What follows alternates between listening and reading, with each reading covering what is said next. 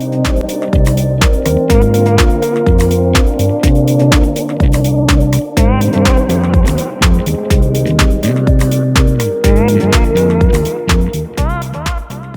guys, what's going on? Massivebeatzz here checking in. So it seems like there's not a week going by without a new plugin in the Taip harmonic saturation warmification department, and we've seen so many.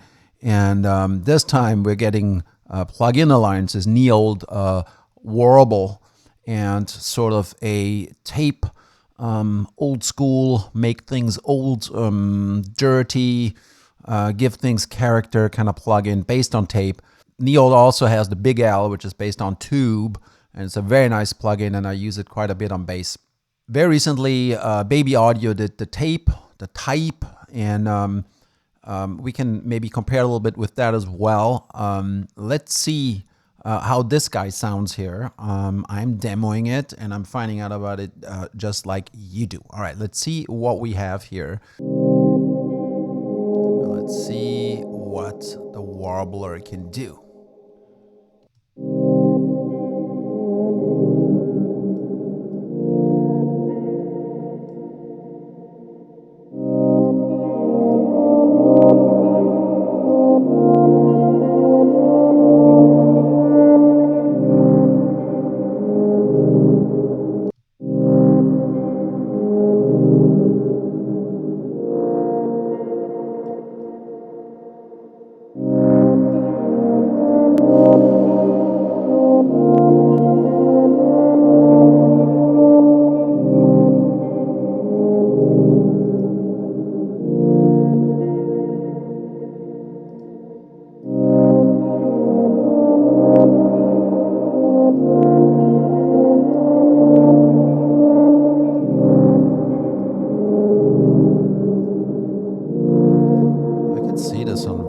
In the hip-hop department, this melancholic fluttering and wowing on a voice are very nice here. This little screw determines the speed. Not sure how we can easily get back to 0. I guess maybe there's a shortcut or so.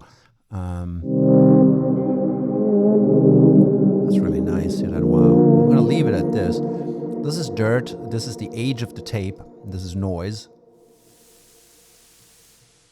Low cut and high cut, and these filters are very nice in my book. They sound really good, and you can adjust the resonance here. This is the mix knob here, and I noticed you get quite a bit of phasing when you mix fluttered and wowed signals back in, and I think that's a wanted effect, so that is not like an error or so of the plugin.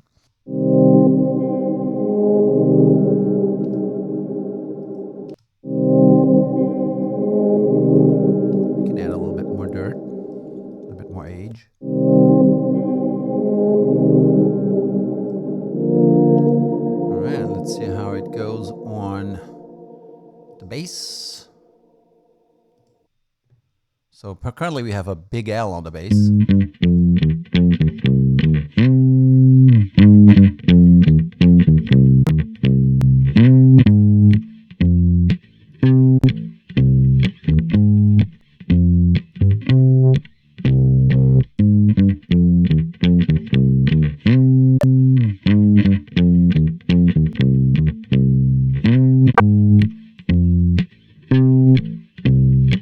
No idea the artifacts of turning it on and off. Probably better to switch it in the plugin.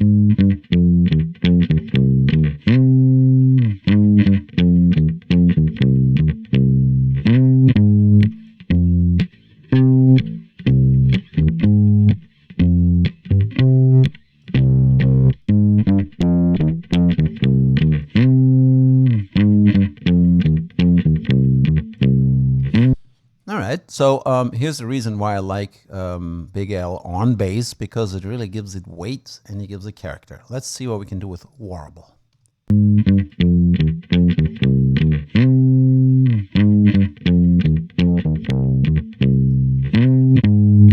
So the interesting thing is, as we age the Taip, it brings out more bass. Check this out. 0.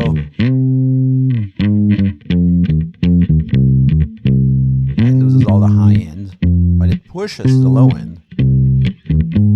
It's in a while.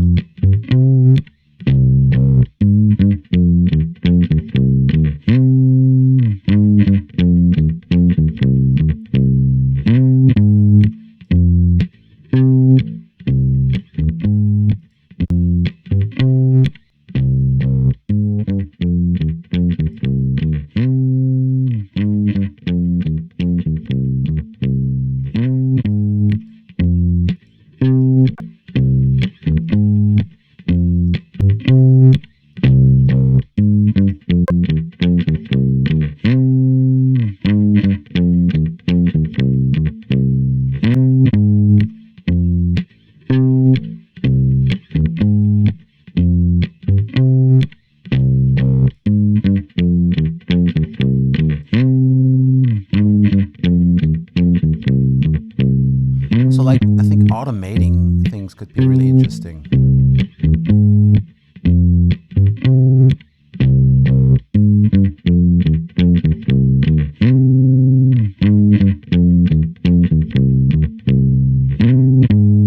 Yep, on the high notes could be really interesting. Yeah, that's how I would do it. Cool.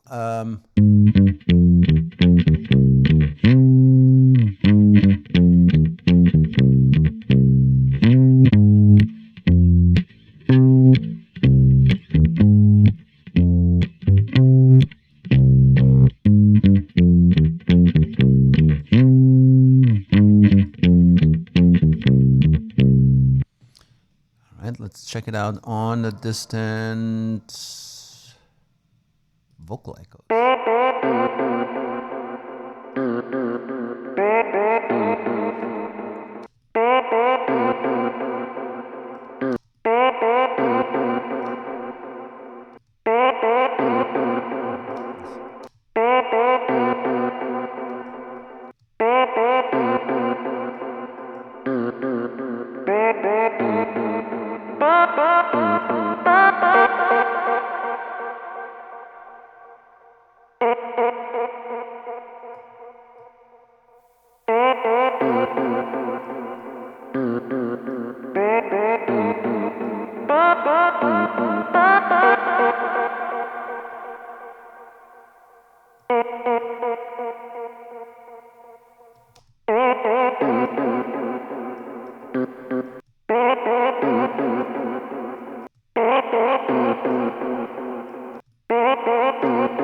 Just a bit of this.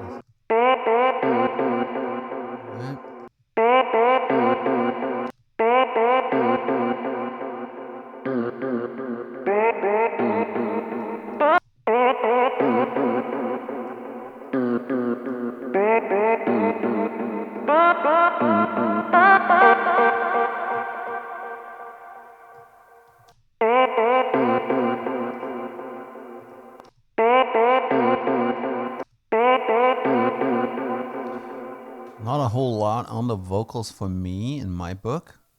Let's check out the crystal pad. Alright, let's play it without it.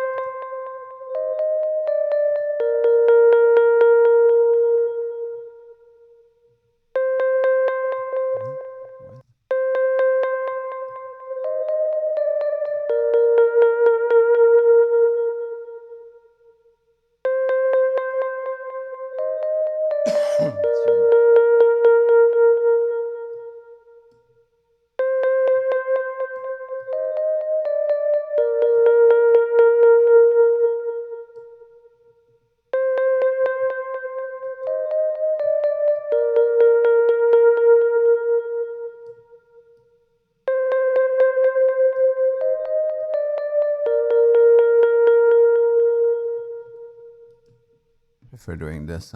That way I'm sure it's not running through the plugin. Way more interesting.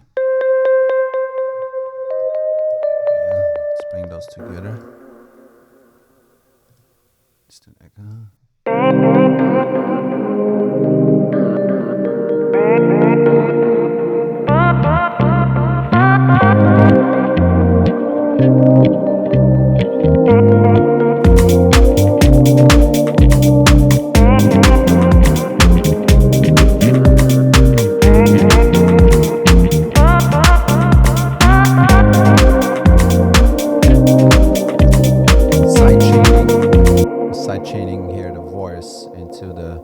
synth pad to allow that to come through a little bit better, because they're overlapping very much in terms of frequencies. And here you got a little Weiss Mark III here.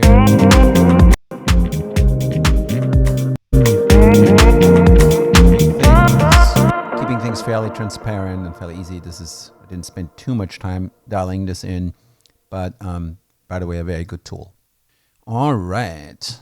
So how about we put this on the entire track now? Let's see, entire track.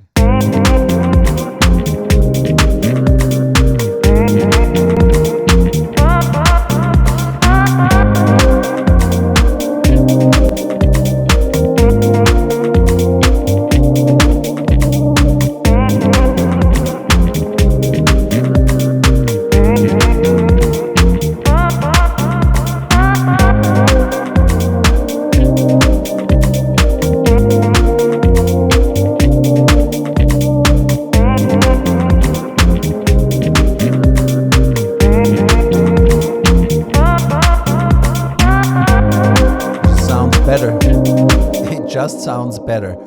It's interesting, right? 70s, 80s, 90s would probably try to do everything to remove wow and Flutter, and we're kind of bringing it in artificially. I think it's not just that, digital versus analog. I hear it a lot in hip hop, where you see the vocals being detuned and almost like Arabic scale sounding. That, quarter tones, notes in between tones, where it's not just, half steps or in full steps like in Western, but there's something in between. And I think we're becoming, almost like in blues and slide guitar as well, we're becoming a little bit more accepting of pitch changes, because otherwise it's just always the same 12 notes and they're always locked in. So I think changing of pitch and intensity and volume is something that's coming back, and it's more open-minded to these sounds. I remember worked at a music store, and they were asking me, "Hey, I'm looking for a keyboard with Arabic scales," and I had no idea what that meant. It was like, "Wait, the keyboard's a keyboard, you can play anything you want on it." And they were like, "No. There are some notes in between the notes." And I'm like, "Oh, really? Can you show me?" And then they played a record, something on their, played a CD back then. And I'm like, "Oh, yeah, I can do that on a guitar maybe." And then another guy showed me they had little frets in between the frets on a guitar. That was very cool. So I think that is where this is coming from. It's not necessarily that we have to warm up things so much as we have to actually manipulate them, more flavors in between flavors. That's my theory, while we're seeing more and more of this stuff. Anyway, so let me repeat this again. Wow and Flutter, each of them have the speed screw right here, dirt amount. We go from new to very old tape, noise, high cut, low cut, mix knob, level, fast and slow. And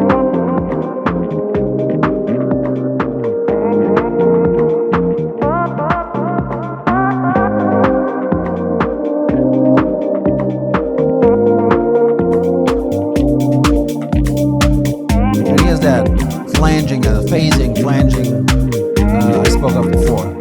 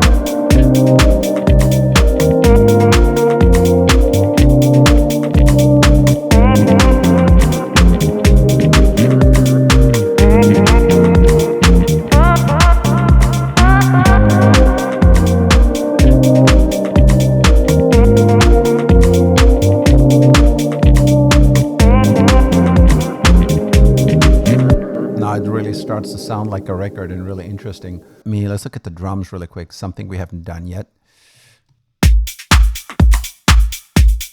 The drums I'm not doing too much. I have reverb on there because it's too loopy. That's too much. More interesting. All right.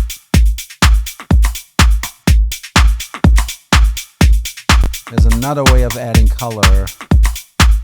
Is the listen, what's it called? Listen mic compressor.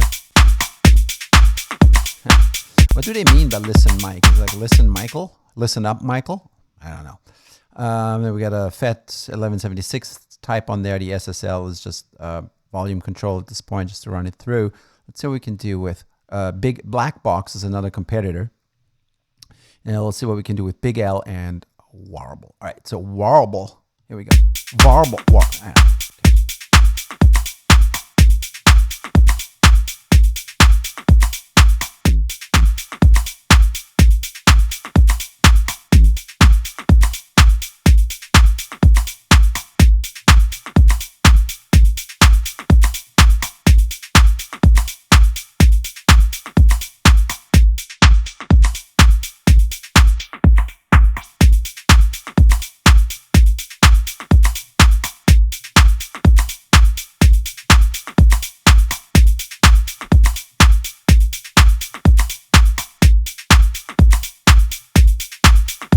So even if we do nothing and just let it run through,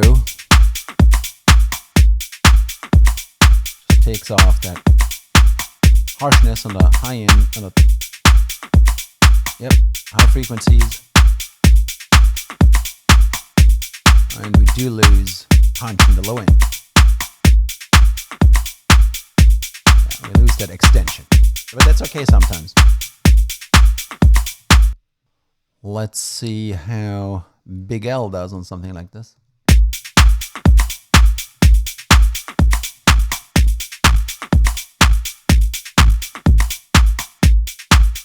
Way more heavy-handed.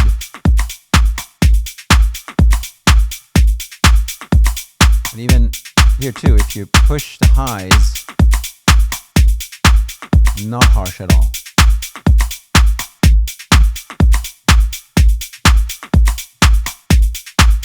That little bass compensator.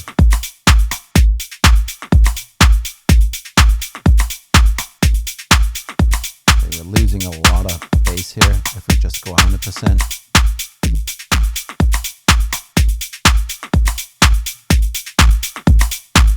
Take out the bass compensator. Now if we bring that back in,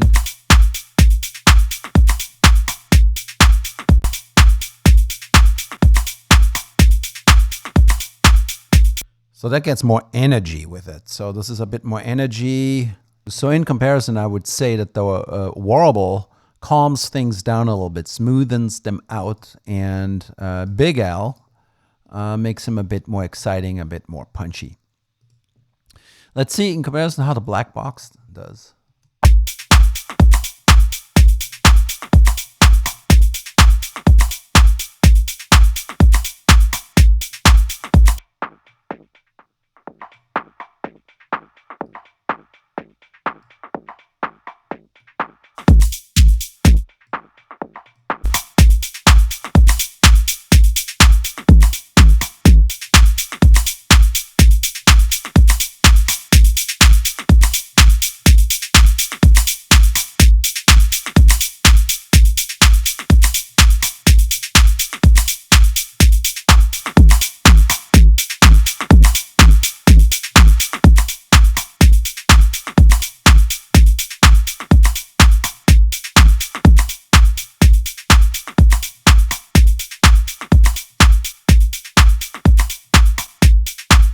Yeah, that whole thing warms it up, gives it that wrap around the ears.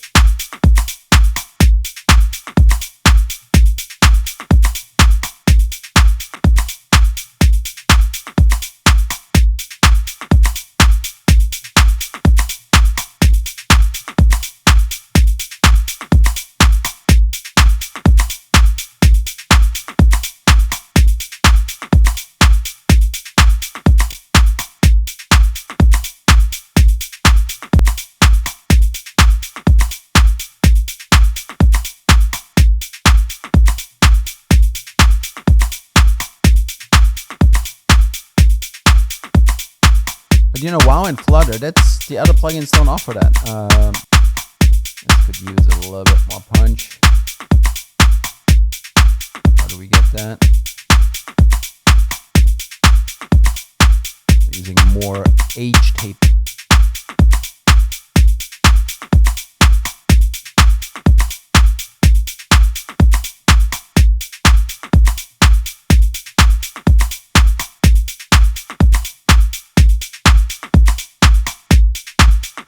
So let's check out Taip on this really quick, just on the drums.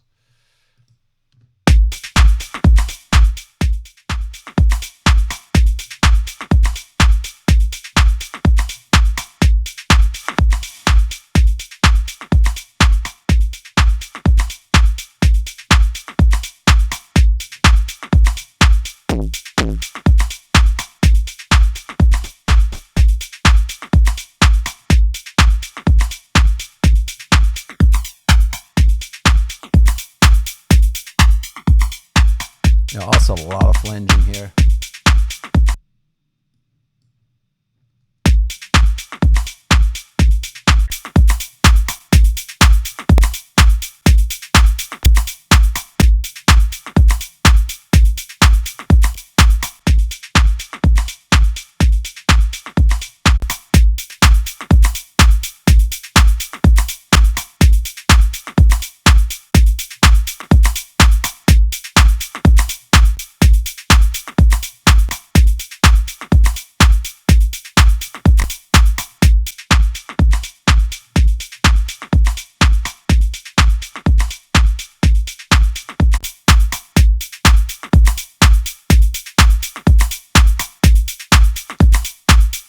On drums, for me, it would definitely be the black box.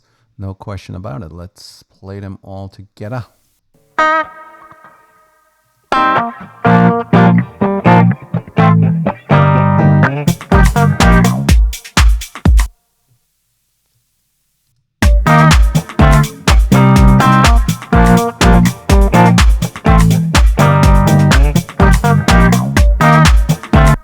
Yeah, there it is, right?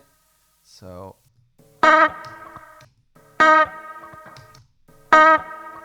still so hard for me to say warble. There you go.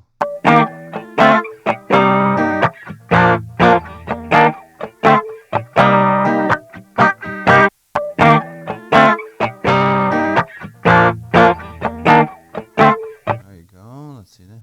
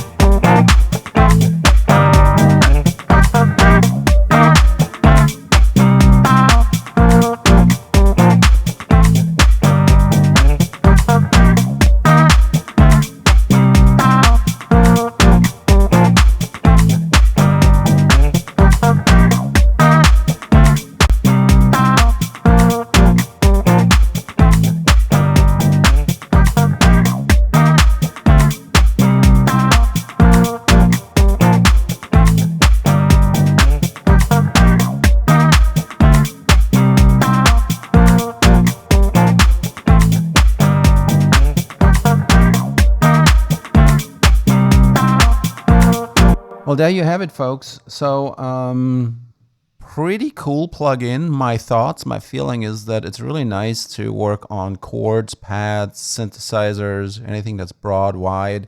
That's a little bit boring or digital.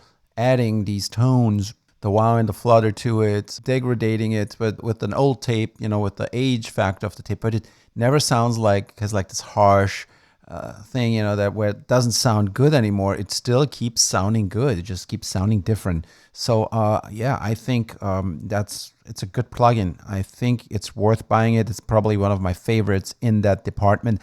There are other ways you can do this, achieve similar things with LFOs and, you know, putting other plugins to work, but this is good. And I do like the filters, the high cut and the low cut. pretty awesome. They sound very musical to me, and in a musical context, not necessarily like for a mixing tool, but in a musical context when I want to try to tell a story. And you can employ these filters, you know, in a track where it changes the tone depending on where it happens in the song. So very cool. I do like it, and I think I will buy it. But this is going to be one of these things in the arsenal that I will be using quite often. All right, Massivebeatzz out. Thank you very much for checking in.